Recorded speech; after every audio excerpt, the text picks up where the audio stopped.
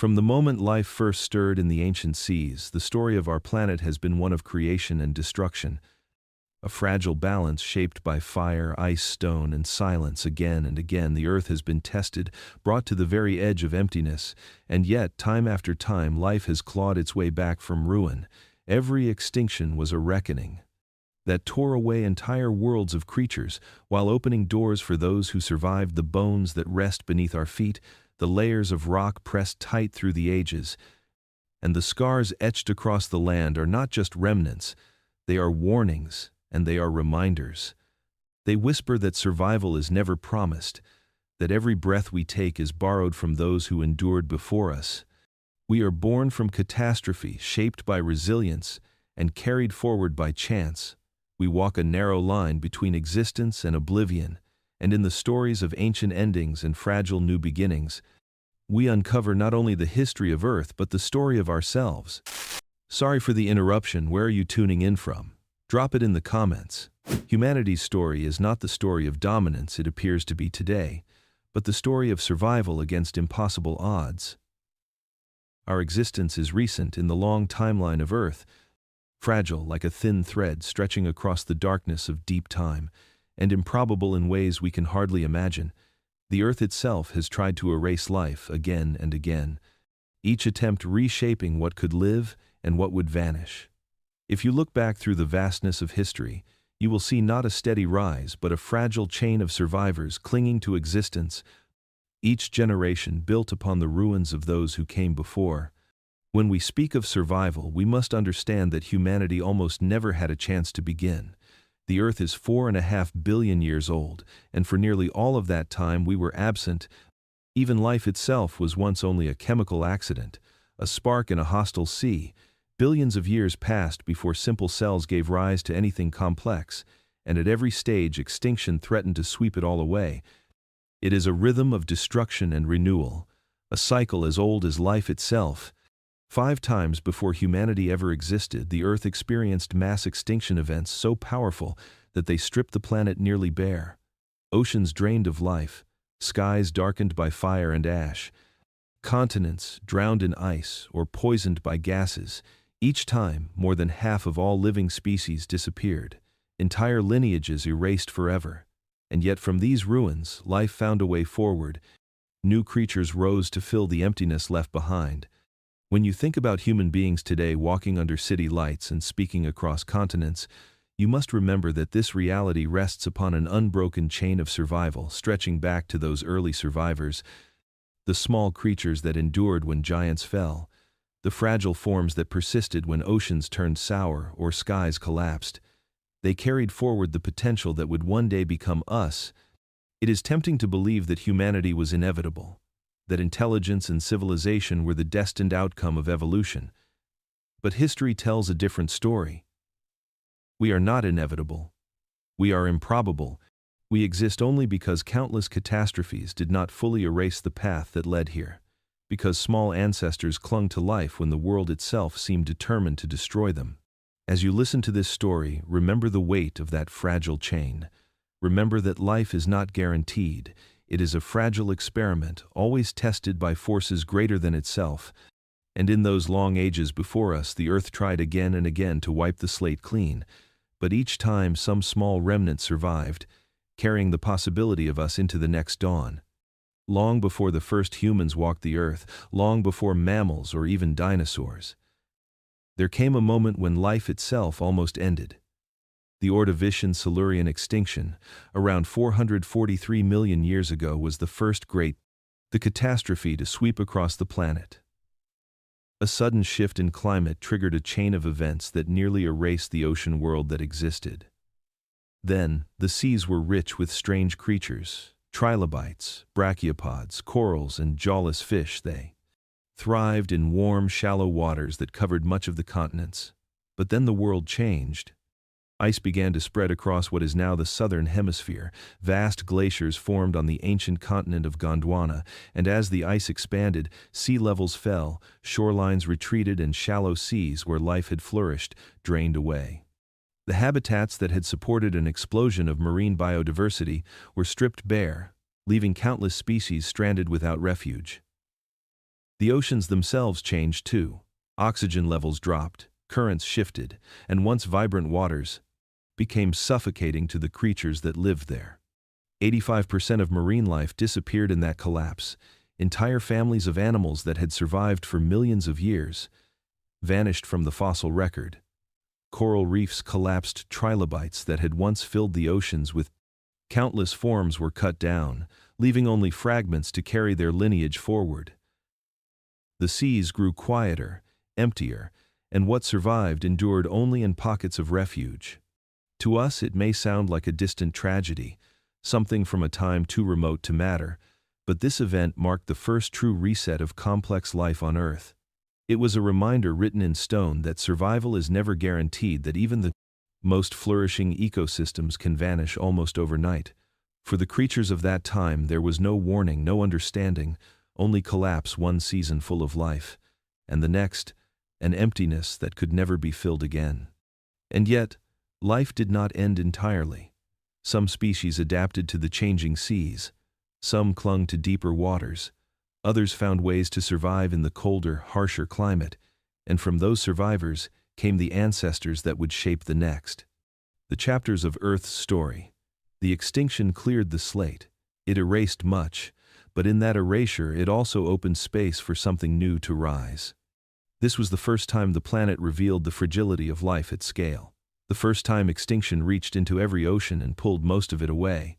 It would not be the last, and without these resets, without these unimaginable losses, the path that would one day lead to us might never have existed. After the sudden chill that swept across the world, the oceans themselves began to fall quiet.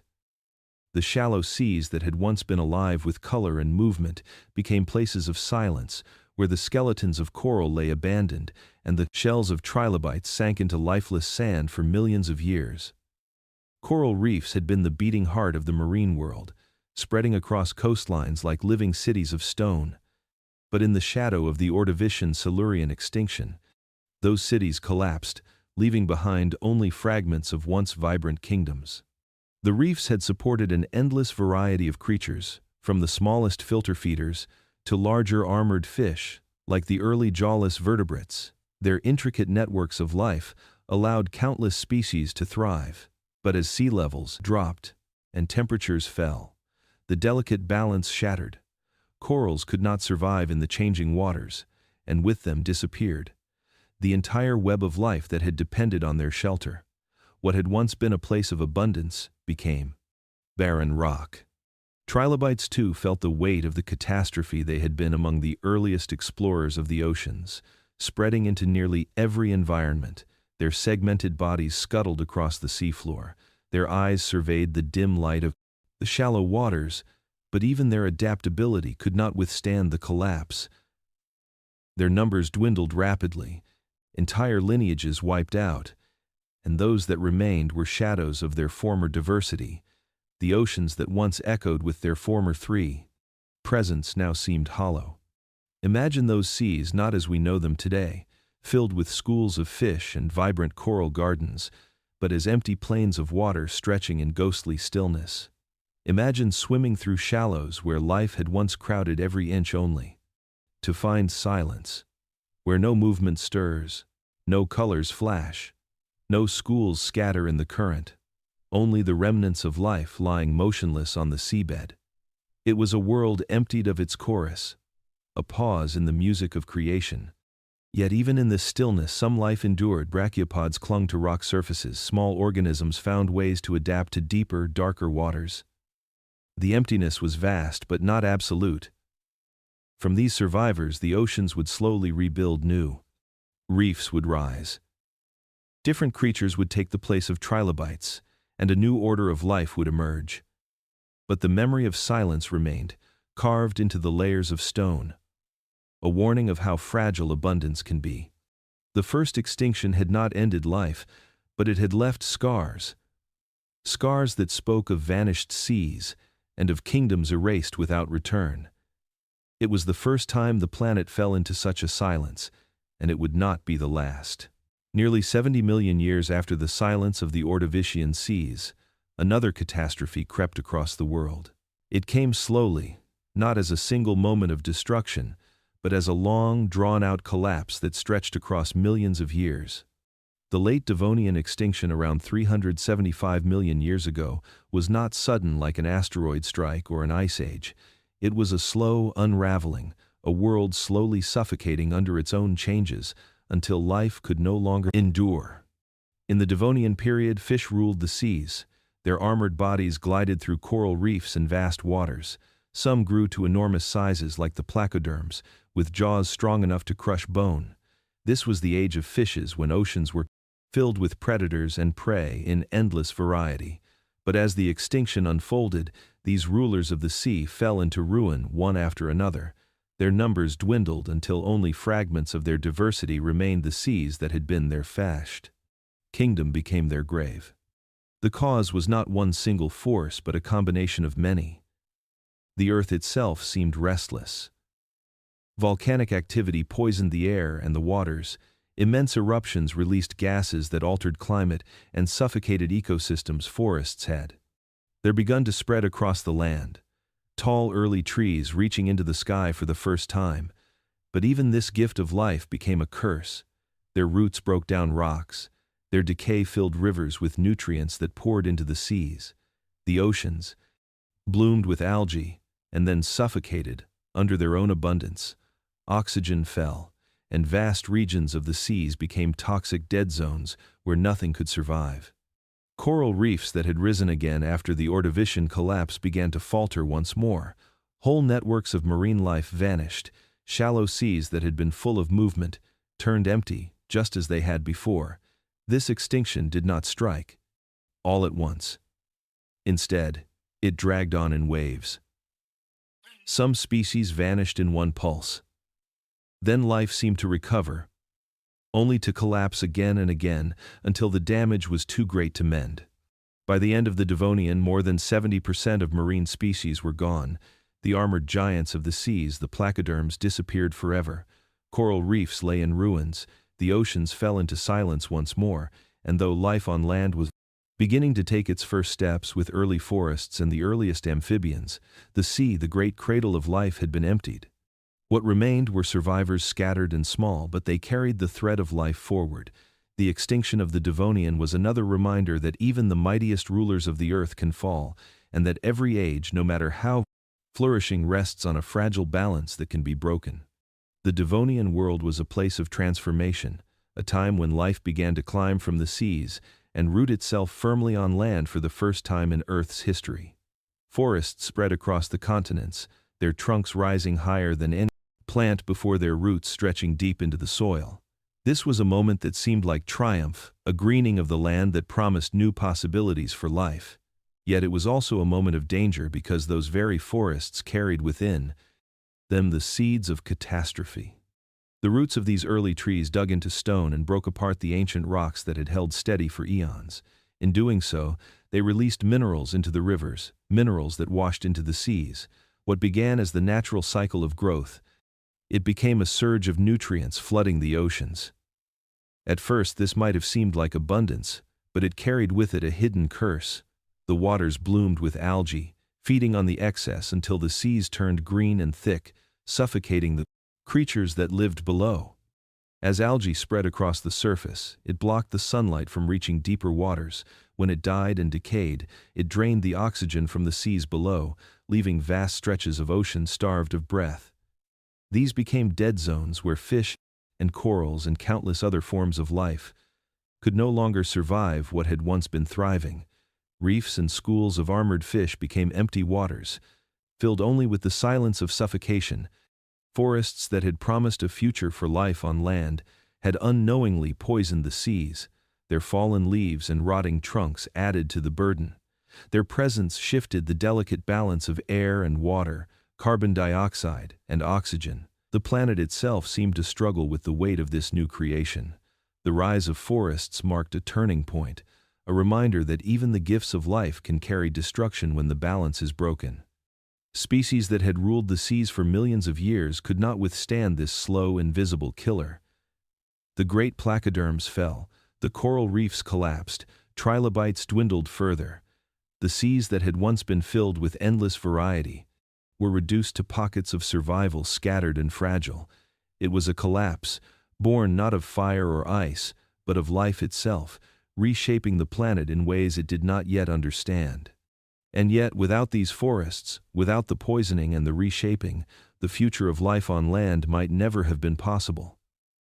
The roots that cracked stone and the trees that darkened rivers cleared the way for ecosystems that would later support insects, amphibians, and eventually, us. It was a catastrophe. But it was also a step in the long, fragile chain of survival. 252 million years ago, the Earth entered its darkest hour. The Permian-Triassic extinction, known as the Great Dying, was the most devastating event life has ever endured. It was greater than any ice age or asteroid, greater than any slow collapse before.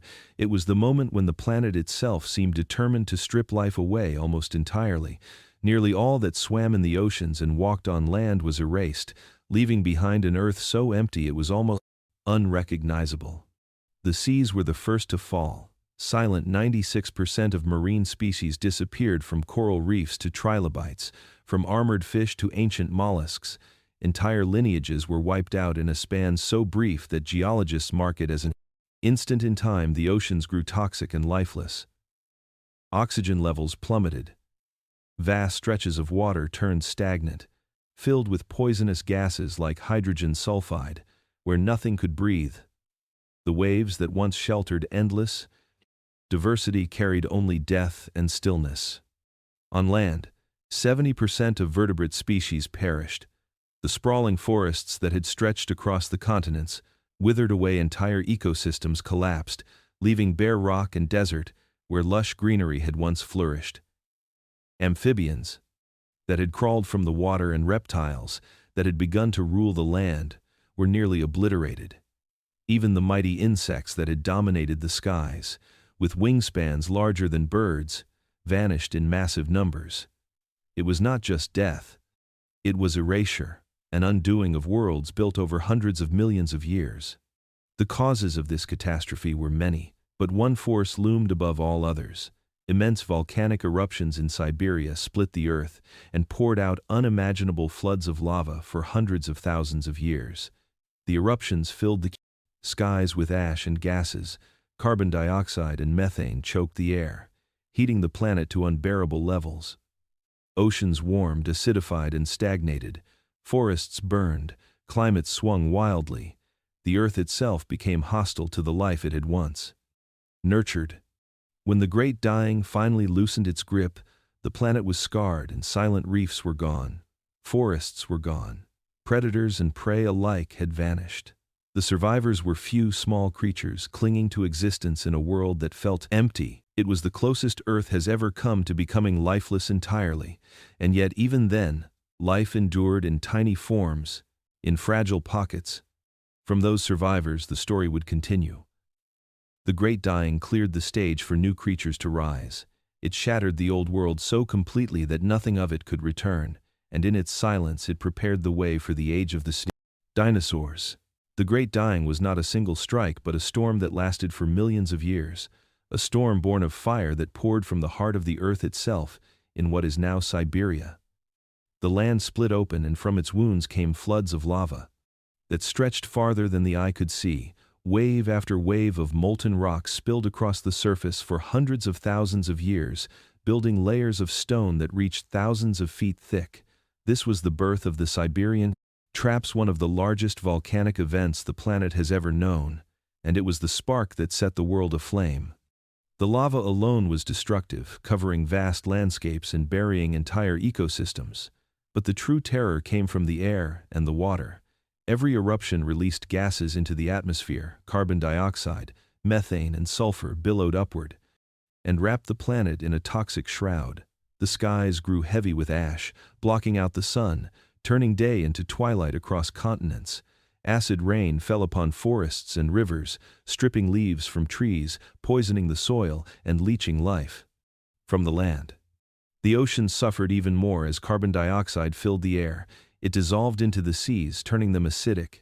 The delicate balance that allowed corals and shell-making creatures to survive was broken. Their bodies dissolved in waters that grew harsher with every passing age. Oxygen was drained from the depths until the seas became stagnant. Pools of poison, hydrogen sulfide seeped upward, killing nearly everything in its path. Even the waves at the surface carried death.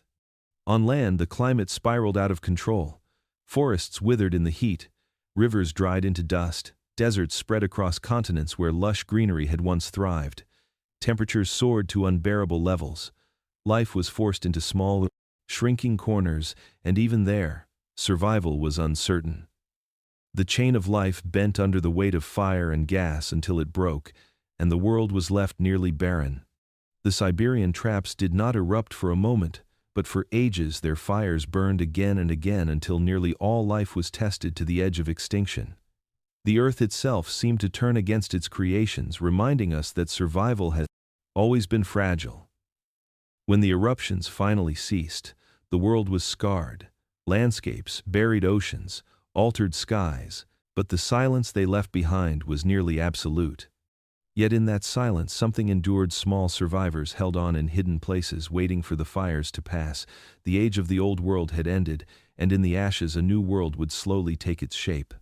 50 million years after the Great Dying, when life had just begun to recover and fill the empty spaces, the Earth shifted once again, and another catastrophe swept across the planet. This was the Triassic-Jurassic extinction around 201 million years ago, an event that almost ended the age of monsters before it could fully begin. It was not as total as the Great Dying, but it was decisive enough to shape the next chapter of life on Earth. In the Triassic world, strange creatures ruled the land and seas. Reptiles of all shapes and sizes crawled and hunted across the continents. There were massive crocodile-like predators called phytosaurs that lurked in rivers and swamps. There were Rauisuchians, towering hunters that stalked the land alongside early dinosaurs. There were armored amphibians, giant insects, and many other forms that now exist only as bones in stone. It was a world of experimentation, a time when evolution filled every space with new and powerful creatures. But it was also a world on the edge of collapse. The Earth itself grew restless once again. Immense volcanic activity shook the planet as the supercontinent Pangaea began to split apart. Cracks opened in the crust and released floods of lava across what would one day become the Atlantic Ocean. The eruptions filled the skies with ash and gases. Carbon dioxide surged, and the climate grew unstable. Temperatures rose, forests burned, seas shifted, the balance of ecosystems unraveled once again. Species that had dominated for millions of years began to vanish. Many of the great reptiles that competed with early dinosaurs disappeared. The crocodile, like hunters, the towering predators, the strange armored creatures fell in wave after wave of collapse. Oceans too suffered, as acidification returned and oxygen declined. Marine reptiles and invertebrates dwindled in number, leaving behind only the survivors who could endure the poisoned waters. Out of this destruction, the dinosaurs rose, not because they were destined to rule, but because extinction cleared the way for them to flourish. Their rivals were gone, their competitors erased by fire and climate and poisoned seas. The early dinosaurs that had been small and scattered now found an open stage. They grew larger. They spread wider. They filled the gaps left behind by the vanished rulers of the Triassic world. The extinction of the Triassic was not as final as the Great Dying, yet it was no less important for the path ahead. It was the reset that opened the door to the Jurassic Age, the age of the dinosaurs. Without it, the strange reptiles of the Triassic might have continued to dominate, and the world we know from the fossil record would never have taken shape. It was a reminder that even the rise of giants is often written in the ashes of extinction. 66 million years ago, the Earth faced another reckoning, one that would forever change the path of life. It was the Cretaceous-Paleogene extinction, the fifth great mass extinction, and unlike the long drawn-out deaths of past ages, this one arrived in a single terrible moment, a day when the skies split open and the world was struck by fire. For more than 100 million years, the dinosaurs had ruled. They filled the land, the seas, and even the skies. They were hunters and grazers. They grew into giants and into swift and agile forms. They built entire worlds of balance and dominance. Yet all of it came to an end when an asteroid 6 miles wide hurtled through the heavens and struck the Earth with a force greater than millions of nuclear weapons combined. It slammed into what is now the Yucatan Peninsula, carving the Chicxulub crater and releasing a storm of destruction that spread across the globe. The impact itself was fire. The forests ignited in moments, shock waves raced across continents, oceans surged into massive tsunamis, the skies filled with vaporized rock and dust that turned day into endless night. Sunlight was blocked, and the 17s. The world fell into a deep cold. Plants withered, the food chains collapsed. The mighty dinosaurs that had roamed every corner of the earth suddenly faced starvation and ruin. 75% of all species were erased in the aftermath. The dinosaurs disappeared, except for a small lineage of feathered survivors that we now know as birds, marine reptiles, that had ruled the seas, vanished ammonites, the coiled, shelled creatures that had thrived for hundreds of millions of years were gone, forests burned to ash, and silence hung across continents. It was not just the end of the dinosaurs, it was the end of an entire age.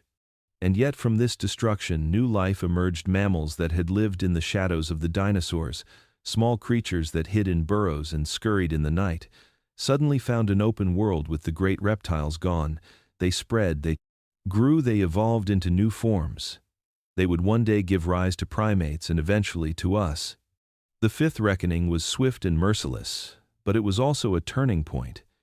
It cleared away the giants who had ruled for so long and gave space for something new to take root. It was a day when everything changed, a single moment that ended an age and began the slow path toward the rise of humanity. On a day 66 million years ago, the sky itself seemed to collapse upon the Earth. A mountain-sized asteroid descended from space and struck the planet with unimaginable force in what is now the Yucatan Peninsula in Mexico. The collision carved a crater more than 100 miles wide. It unleashed energy that shook the crust of the Earth and boiled the seas. In an instant it was the Chicxulub impact, and it marked the end of an age. The first moments were fire forests. Across continents erupted into flame. Shock waves raced outward, flattening everything in their path. Molten rock sprayed into the atmosphere and rained back to the ground, igniting vast regions of land. Tsunamis, hundreds of feet high, tore across the oceans, swallowing coasts and drowning life with unstoppable force. But the true devastation had only just begun. As the debris from the impact rose into the atmosphere, it wrapped the planet in a shroud of dust and vaporized stone. Sunlight was cut off. Day turned into endless night across the globe. Plants withered as photosynthesis failed. Forests that we had once stretched green and full grew silent and barren. The food chains that depended on them collapsed. Animals that relied on vegetation starved, and in turn the predators that hunted them faced the same fate. The dinosaurs that had ruled the Earth for more than 100 million years were undone by this chain of destruction. Some died in the first moments, consumed by fire or drowned in floods, but most perished slowly in the darkness of the years that followed. The skies stayed dim, the climate turned cold, the world that had belonged to them was gone.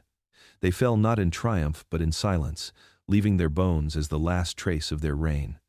And yet in this darkness some creatures endured. Mammals, small and often hidden, had survived in the shadows of the dinosaurs for countless generations, feeding on insects, seeds, and whatever scraps could be found while giants roared above them. Now, those giants were gone, and the shadows became a refuge. These small survivors found ways to persist through famine and cold until light slowly returned. The day the sky fell was a day of endings. But it was also a beginning, for in the absence of the dinosaurs, the mammals rose. The stage was cleared by catastrophe, and into that emptiness came the first steps of the story that would one day to lead to us. When the age of dinosaurs ended, the Earth was left in silence. Forests burned, skies darkened, oceans churned with death, and for a time it seemed as if the world itself had been emptied. Yet in that emptiness, small survivors stirred, creatures no larger than a rat crawling from burrows and hiding places where they had waited through the long night. These were the mammals, fragile, overlooked, and small but ready to inherit a broken world. For millions of years, mammals had lived in the shadows of giants. They scurried through underbrush and tunneled into the soil.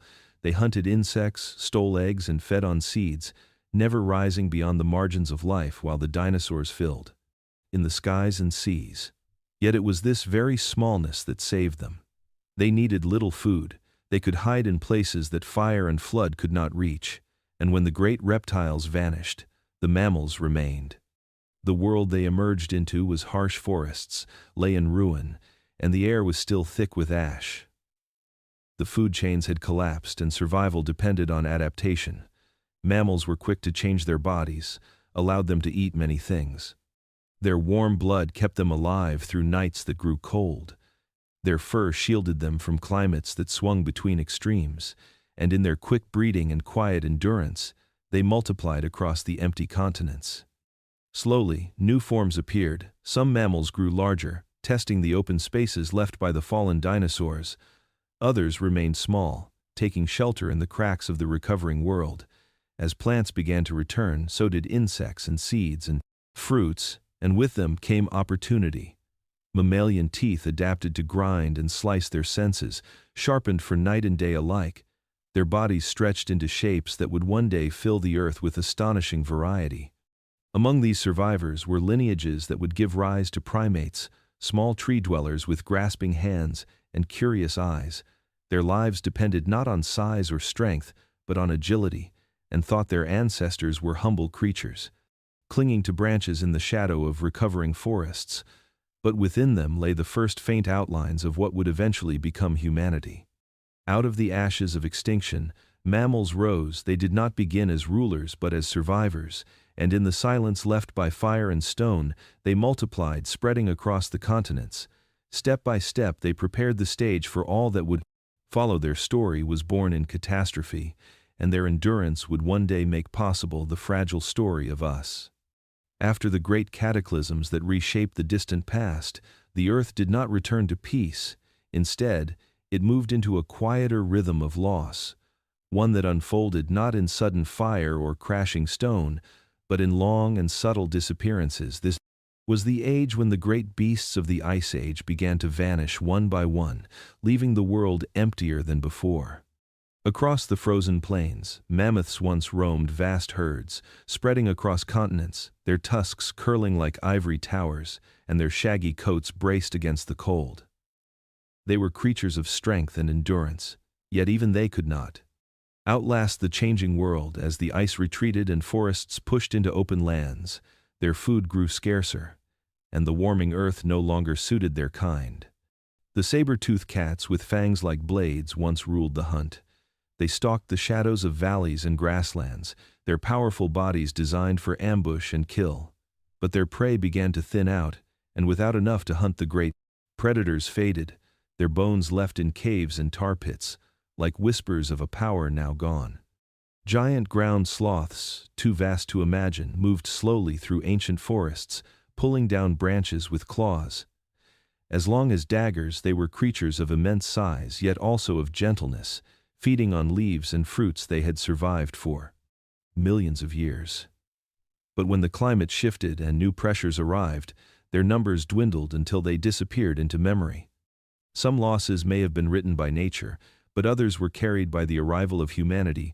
With fire and spear and cunning mind, early humans spread into new lands and found creatures unprepared for their skill. Mammoths fell to hunters, who tracked them across endless snow. Saber-toothed cats met rivals they had never faced, and giant sloths who moved too slowly to escape were taken one after another. In this quiet struggle, the balance tilted. These extinctions were not sudden, they stretched across centuries, but their weight was no less real with each vanished species. The shape of Earth changed forever. The great Ice Age beasts that had defined landscapes were replaced by smaller creatures more suited to the warming world, and into this new space humanity expanded unchallenged by giants and predators. The quieter extinctions carved the path for our rise.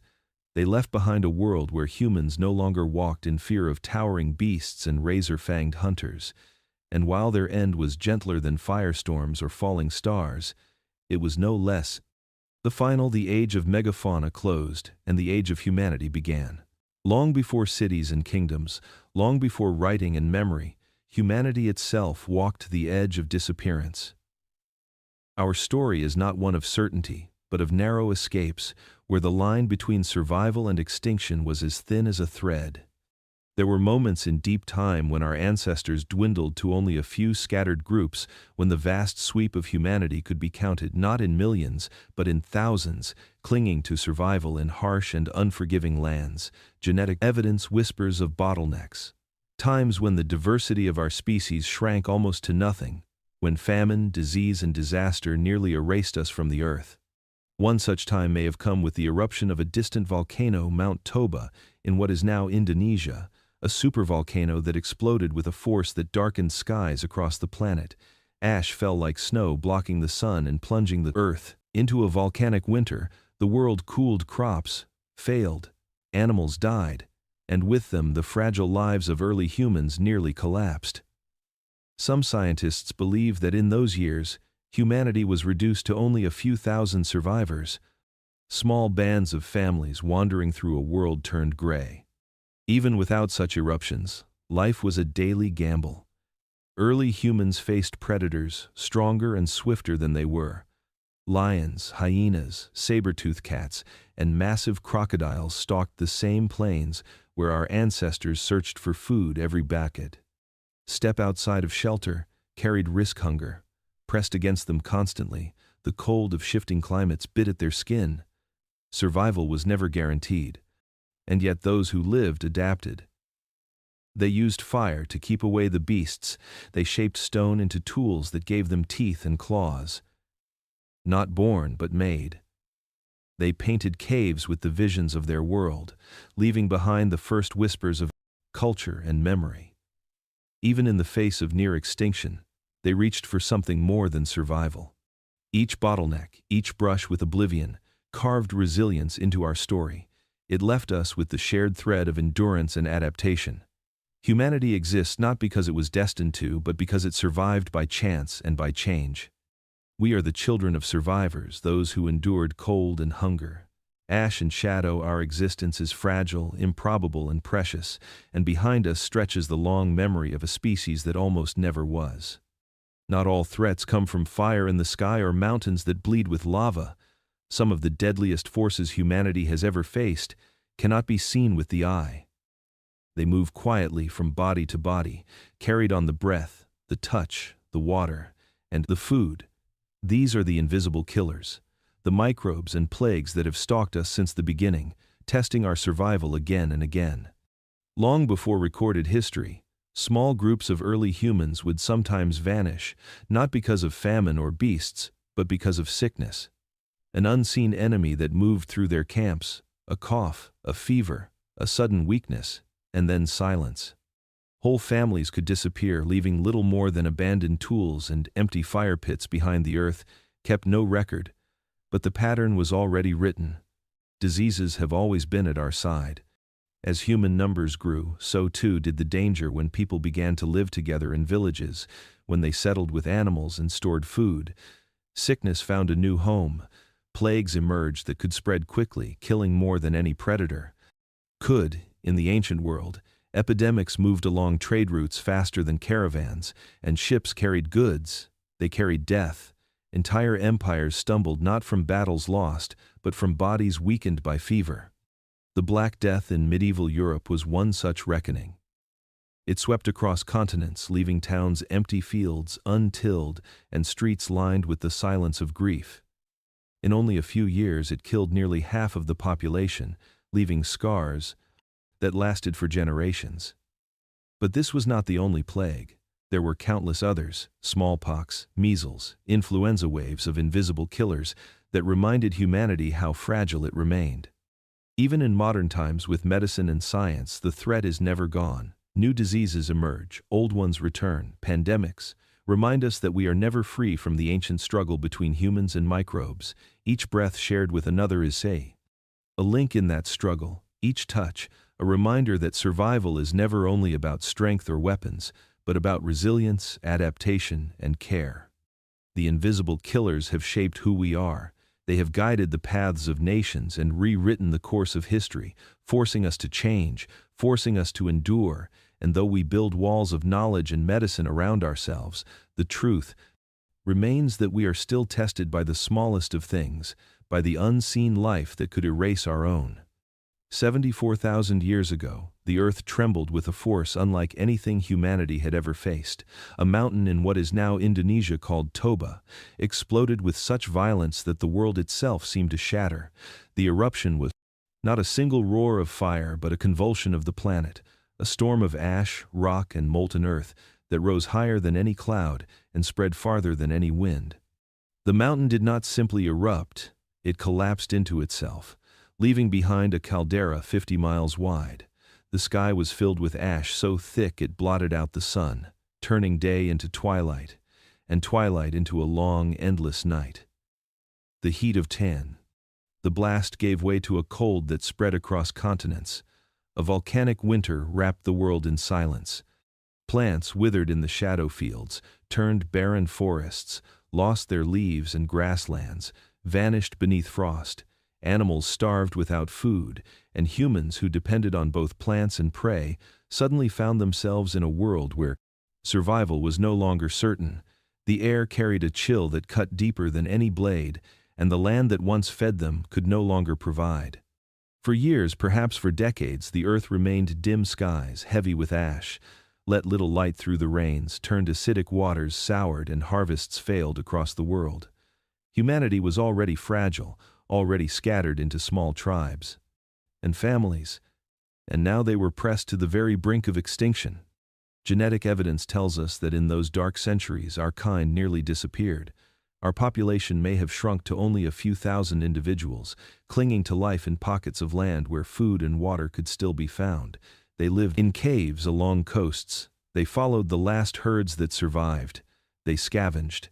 They endured what must have felt like the end of the world itself.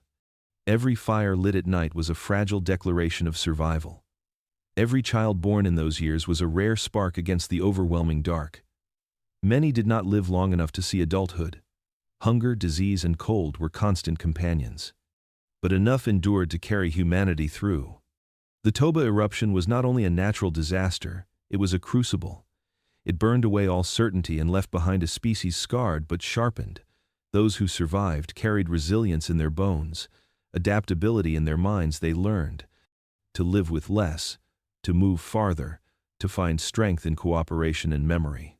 When the skies finally cleared and the earth slowly warmed again, humanity was smaller but stronger. From the edge of non-existence, our ancestors carried forward the thread of survival.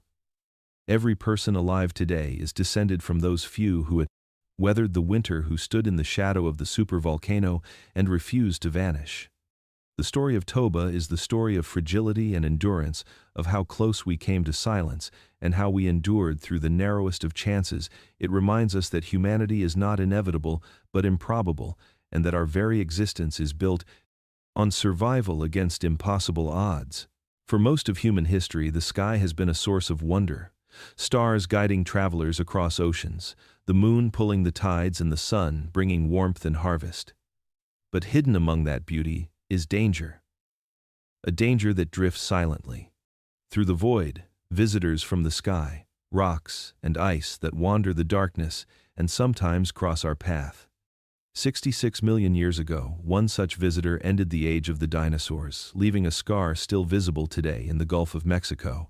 And yet that was not the last time the Earth would feel the approach of cosmic stones. In fact, we live within a cosmic lottery, a game of chance that never ends, where each day space delivers pebbles and sometimes giants into the atmosphere. In 1908, the sky over Siberia lit up with fire. A visitor had arrived from the heavens. It was not large compared to the mountain-sized asteroid that ended the Cretaceous. In fact, it was perhaps only 100 meters wide, but when it struck the atmosphere above the Tunguska region, it unleashed a force equal to thousands of nuclear bombs. The air itself ignited trees. For miles were flattened in waves like ripples on water. 2,000 square kilometers of forest collapsed in silence. No crater was left, only scorched earth and shattered wood, as if the hand of the cosmos had pressed down and erased a part of the world. No great cities lay beneath Tunguska. No millions lived in its path. Had such an impact come over Europe or Asia, it would have been remembered not as a mystery of Siberia, but as a tragedy beyond measure. And so the event was both a warning and a mercy, a reminder that chance is all that separates survival from disaster. More than a century later, in 2013, another visitor announced itself over Chelyabinsk in Russia, this one smaller, barely 20 meters across, but still enough to remind us how fragile our world can be. The fireball streaked across the Chelyabinsk morning sky, brighter than the sun, exploding with a shockwave that shattered windows and injured more than 1,000 people. No one had seen it coming. No one had stopped it. These are not isolated events. Every year the Earth is brushed by rocks from space. Some burn harmlessly as shooting stars. Others pass unseen, only a few distances away. In cosmic terms, the difference between a fiery sky and a quiet night is measured not in miles but in luck. Astronomers scan the heavens, mapping the paths of near-Earth objects, calculating where they will pass and when. But even with all our knowledge, the cosmos is vast, and our defenses are small. We remain players in a lottery where the prize can be survival, and the loss can be extinction. Visitors from the sky have shaped the past. They have ended ages and cleared the way for new life. They have tested us with fire and shock. They will come again someday, perhaps tomorrow, perhaps in 1,000 years, and when they do, humanity will once more stand at the edge of chance, waiting to see if the sky delivers light or silence. From the beginning, humanity has lived in the shifting rhythm of climate. The Earth does not stand still. It breathes in ages of ice and exhales in ages of warmth. Glaciers advance and retreat. Deserts bloom and wither. Rains come and go and tire. Civilizations rise in seasons of plenty and crumble. When the skies close their hands, humanity has always walked a narrow path between survival and starvation. Long before history, when our ancestors roamed as hunters and gatherers, they faced the weight of the ice ages. Massive walls of frozen water covered much of the northern world. The seas fell as water was locked in glaciers and land bridges, opened paths between continents. The cold was relentless, shaping bodies and minds. Only those who adapted, endured fire, became more than comfort. It was life itself. Clothing was no longer simple skins, but a shield against death. Tools grew. Sharper shelters. Stronger humanity learned to think faster because the Earth demanded it. Then came the shifts, the warming that pulled back the ice and filled the seas again. Coastlines drowned beneath rising waters. Fertile valleys were swallowed rivers, changed their courses, and with them the paths of migration. People moved not from choice, but from need, searching for ground that would feed them as the Earth reshaped itself. When farming was born, it too was bound to the moods of climate, the Nile floods that sustained Egypt, the monsoons that fed India, the rains that watered Mesopotamia. All of them were gifts from the Earth, and when those gifts failed, kingdoms faltered, droughts turned fields into dust, and hunger marched across the land. Famine became as powerful as any army. The great droughts of history left scars on entire peoples. The Mayan cities, once vibrant with temples and trade, fell silent. When rain ceased, the Fertile Crescent cracked and scattered its people. When the Little Ice Age gripped Europe, harvests failed, winters grew longer, and villages vanished beneath snow. Humanity endured, but always by the thinnest of margins. Today we live again in the tension of ice and fire. The climate shifts not in centuries but in decades. Heat spreads across lands that once were green. Storms grow more violent. Seas creep higher every year. Droughts harden the soil. Famine whispers once more. And though our technology is greater, our numbers are also greater, and the balance is as fragile as ever. The story of climate is the story of humanity itself. We do not stand above it, we live within it. Each shift has tested us. Each storm has shaped us. Each drought has forced change and adaptation. The future remains uncertain, whether we face the world of fire or another long winter of ice. What remains clear is that humanity will again walk the tightrope between survival and starvation. The Earth will not stop its breath. It will cool, it will warm, it will change, and we will be forced to change with it, as we always have balanced between endurance and collapse, between life and silence, between the gift of survival and the shadow of extinction. For billions of years, extinctions came from beyond, from the sky, from the deep earth, from shifting seas and changing climates. But now, in this present age, the threat does not arrive from chance or from nature alone. It comes from us, humanity.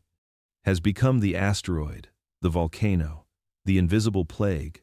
We are the force reshaping the planet and driving life itself toward collapse. Across the earth, the signs are everywhere. Forests, once endless, are cut down in vast swaths, leaving bare ground and silent stumps. Oceans, once teeming with shoals of fish, now echo with emptiness as nets drag the last schools from the deep. Rivers are dammed, poisoned, and drained. The very water that sustained civilizations is bent to our will and often wasted or ruined. The air carries the smoke of our fires not just from wood and coal, but from the engines of millions of machines. Our hunger for energy has filled the sky with gases that trap heat, turning the earth into a furnace that slowly warms glaciers. Retreat. The poles shrink, seas rise, storms grow in fury. Deserts spread across lands that once were fertile, and every shift presses both humans and animals closer to the edge. We have driven countless species into silence, each one a note in the chorus of life that will never be heard again. The great herds of bison that once thundered across North America were slaughtered until only a few remained passenger.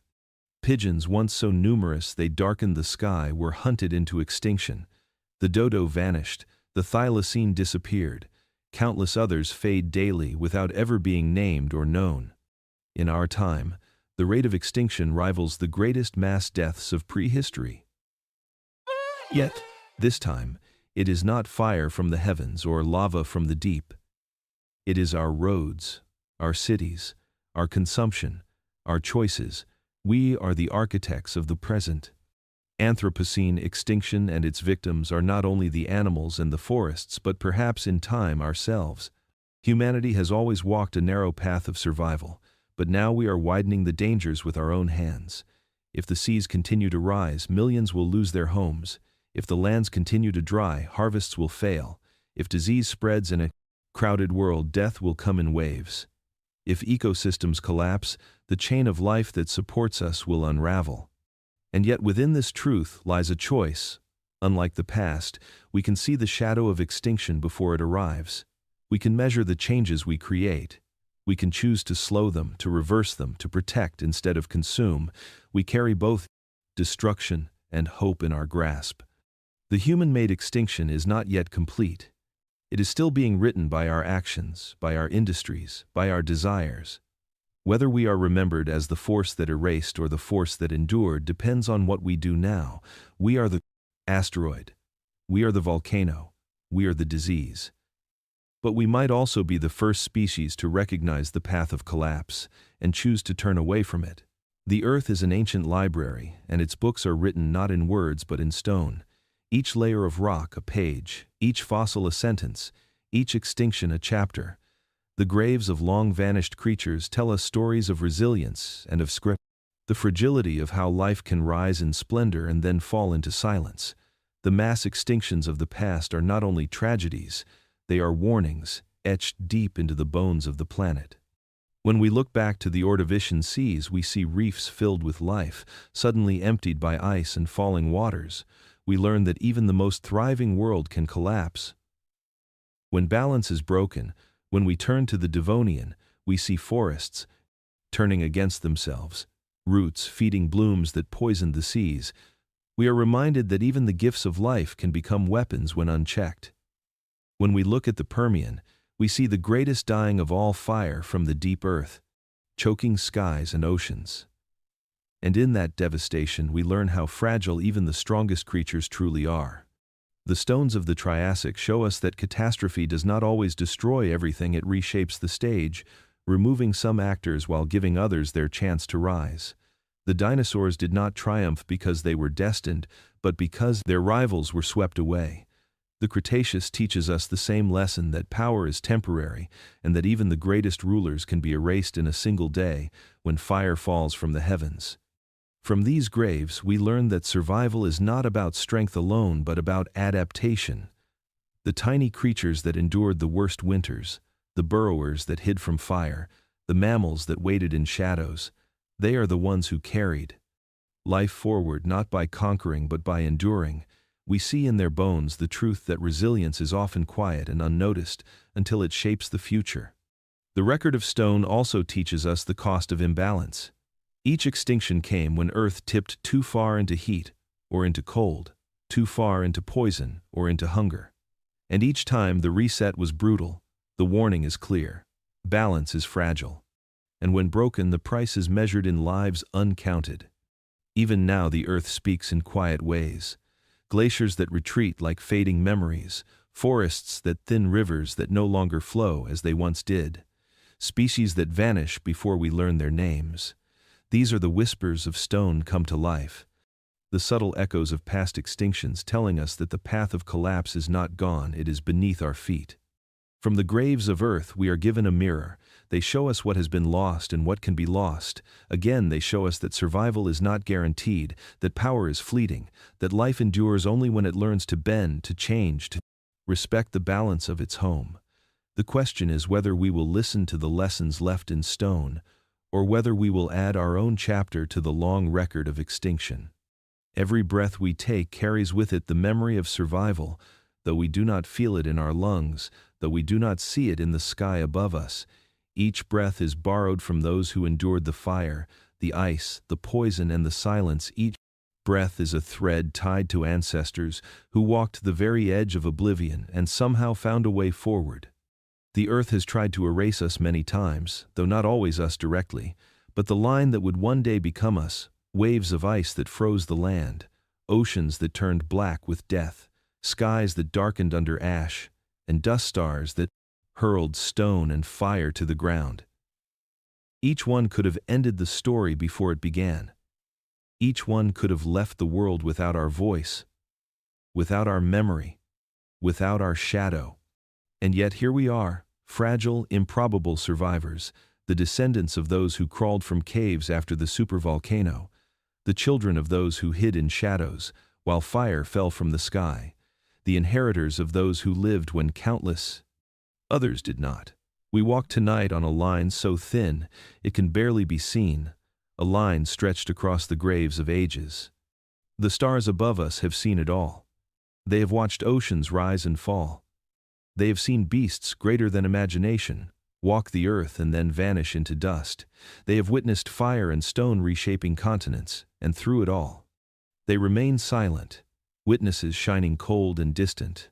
While life below struggles and endures, humanity endures for now, but endurance is never promised. It is always borrowed, always balanced against chance and change. The same forces that shaped the past still wait in the dark. A volcano could rise, a rock could fall, the climate could fall, the invisible killers could return, the balance could break, and history could close its hand upon us again. But knowing this does not erase us, it humbles us, it makes each moment more fragile and more precious. To breathe is to stand upon the shoulders of survivors, to speak is to echo voices that almost never were to dream, is to defy the silence that nearly claimed us countless times. So tonight, as you close your eyes and let sleep take you, remember that you lie beneath history's weight. You rest upon a bed, built from survival, from chance, from resilience, and from the quiet strength of those who came before you. Remember how close we came to never existing at all, how narrow the path has always been, and how thin the line we walk tonight still is. And yet for now we are here, the stars still turn, the earth still breathes, and humanity endures, carried by the memory of extinctions past and by the fragile hope that tomorrow will grant us one more borrowed day.